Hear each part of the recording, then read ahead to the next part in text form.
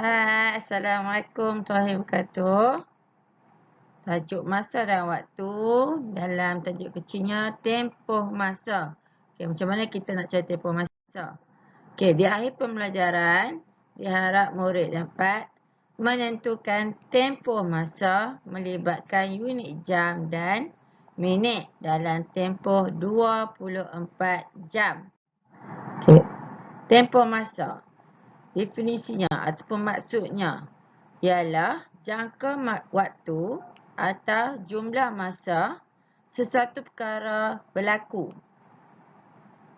Okey, macam mana nak cari tempoh masa? Yang pertama, kita kena tahu masa akhir ataupun masa tamat ataupun masa tiba. Kemudian kita tolakkan dengan masa awal ataupun masa mula ataupun masa bertolak. Okey, untuk lebih kamu fahami, mari kita tengok contoh soalan. Kami bermain bola dari pukul 10.05 pagi hingga 10.50 pagi. Okay, soalannya nyatakan tempoh mereka bermain bola. Okay, soalan ni mendaki kita mencari tempoh, iaitu tempoh masa. Okay, kat sini kita tengok ada contoh. Yang pertama, cara satu. Okay, mula, itu kita tengok berapa masa mula dia. Dengan menggunakan wakilkan dengan muka jam 10.05. Kemudian dia akan tamat pada 10.50. Okey, macam mana kita cari tempoh masa dengan menggunakan muka jam? Okey, kita tahu masa mula tadi 10.05 kan? Okey, dia mesti dekat nombor 1 ni lah.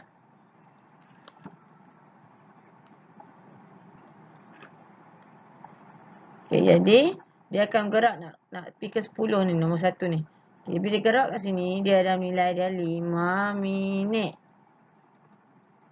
Dia gerak lagi jadi 10, gerak lagi jadi 15, gerak lagi jadi 20, gerak lagi jadi 25, lagi 30. Kita gunakan sifir 5 kan. 35, kemudian lagi sekali 40 dan yang terakhir ke nombor 10 jadi 45.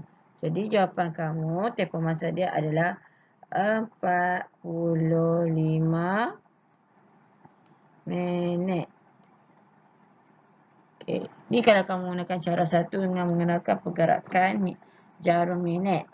Okey, ada lagi satu cara, itu cara yang kedua. Kita gunakan bentuk lazim, iaitu menggunakan formula yang tadi. Kalau kamu ingat yang tadi kita dah belajar tempoh masa yang sama dengan masa akhir tolak dengan masa mula. Okey, cara nak cari dia, kita masukkan nilai masa akhir dahulu. Kita ambil yang akhir sebab formula dia masa akhir kan. Yang akhir adalah 10.50. Kita masukkan dalam jadual ni 10.50. Kemudian tolakkan dengan masa mula. Masa mula kat sini 10.05 kan. Tolak. Susun elok. Jam dengan jam, minit dengan minit. Dan kita akan buat penolakan. Kita gariskan ni. Okey. Kemudian kita tolak. Bila nak tolak, sifar tolak 5 tak boleh. Kita potong minta bantuan tinggal 4. Jadi 10. 10 tolak 5 dapat 5. 4 tolak sifar dapat 4. Sifar tolak sifar dapat sifar. 1 tolak 1 dapat sifar. Jadi jawapan kamu adalah 45, iaitu 45 apa? 45 minit. Jadi kesimpulan kat sini, cara 1 ataupun cara 2, jawapan kamu akan dapat 45 minit. Jadi kat sini kamu boleh bandingkanlah cara mana yang lebih senang. Kalau macam teacher suka cara yang kedua. Tak payah terus nak lukis. Kita terus buat bentuk lazim dapat jawapan. Okay, itu contoh pertama. Kita contoh yang kedua. Okay, ada sini ada gambar orang sedang jahit baju. Okay, berapa lamakah ibu menjahit baju kurung? Okay, kat sini jam 14. Sini jam 16 dah siap. Ini menunjukkan sistem 24 jam kan. Okay. Macam mana kita nak selesaikan? Kat sini tak sebut tempoh. Tapi kita boleh gunakan kata kunci berapa lamakah mewakili untuk tempoh. Kan tempoh tu dah jangka masa. Jadi berapa lama ni merupakan jangka masa juga. Okey, jadi formula nak cari tempoh macam mana? Okey, yang pertama, cara pertama. Okey.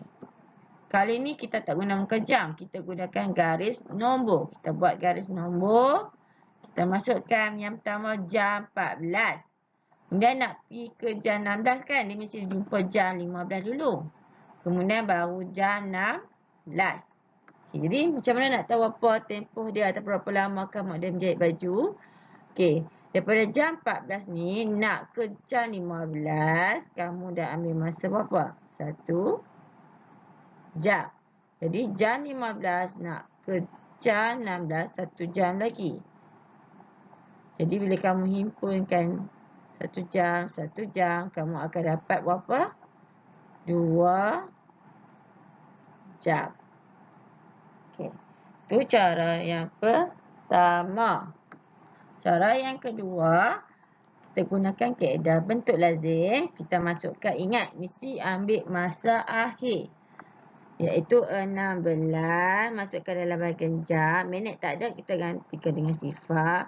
Tolakkan dengan 14, iaitu masa mula. Ini kena ingat formula yang awal-awal tadi. Dan tolak sifar. Sebelum tu garis dulu. Kamu gunakan pemarilah, lebih cantik. Sifar tolak sifar. Okey, 6 tolak 4, 2. 1 tolak sifar. Jadi jawapan kat sini adalah 2 ni adalah 2 apa? 2 jam. Jadi kamu dapat jawapan dia 2 jam. Minit sifar tak payah keluarkan. Jadi jawapan kamu 2 jam juga. Jadi cara satu ataupun cara yang kedua, jawapan dia tetap sama. Jadi terpulanglah cara mana yang kamu rasa lebih cepat dan mudah. Kalau untuk dapat 3 suka cara yang kedua lah. Tak payah teruk nak lukis, kita terus bentuk lazim sahaja.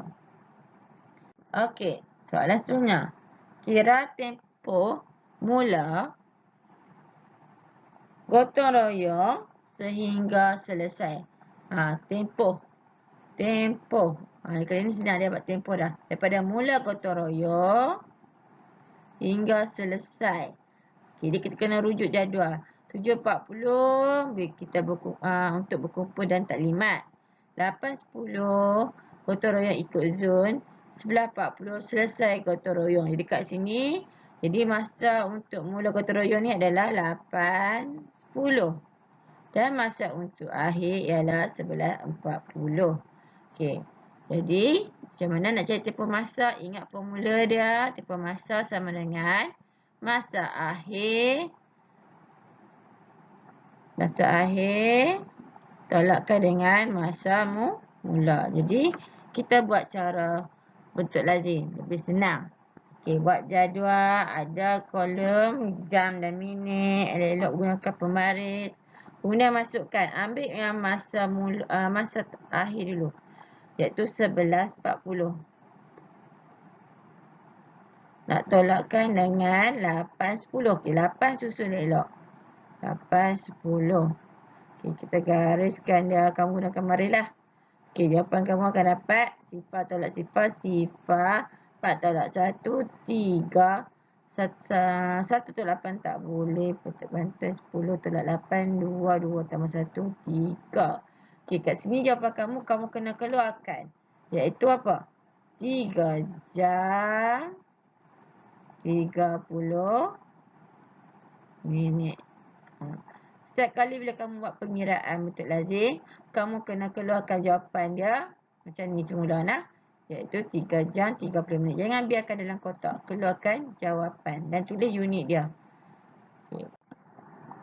Soalan seterusnya. Ayah bekerja dari pukul 7.30 pagi hingga pukul 5 petang. Kira tempoh. Cakap tempoh. Ingat, tempoh masa sama dengan masa akhir tolak masa mula. Mana masa akhir? Yang ni akhir kan? Ini masa mula. Okey, jadi macam nak buat? Okey, gunakan kolom. Okey, kita akan ambil 5 tolak 7.30. Betul tak? Okey, tapi kali ni kita tak boleh gunakan yang ni. Sebab apa? Kalau kamu tengok logik sini 5 nak tolak dengan 7. Tak boleh. Nilai dia kecil tolak besar. Jadi macam mana kamu nak selesaikan? Kamu kena gunakan kaedah. Tukarkan dahulu jam ini. Sebab sekarang ni dalam sistem 12 jam. Ada pagi petang ni. Kita tukarkan dulu jadi sistem 24 jam. Yang ni bila masa akhir ni kurang daripada masa mula. Baru kita nak tukar kepada sistem 24 jam. Jadi kalau kamu ingat, kalau 7 pagi, jawapan dia adalah jam 7.30. Sebab dia tak sampai pukul 12 kan? Okey. Tapi untuk pukul 5 petang, dia dah lebih pada pukul 12. Jadi kamu kena tambah dengan 12. Dapat apa? 5 tambah 12. Kamu akan dapat 17. Okey. Dah dapat macam ni, baru kita selesaikan dia dalam bentuk lazim. Ambil dulu 17 ni. 17 kat jam, minit dia sifar. Kemudian tolak dengan 7.30.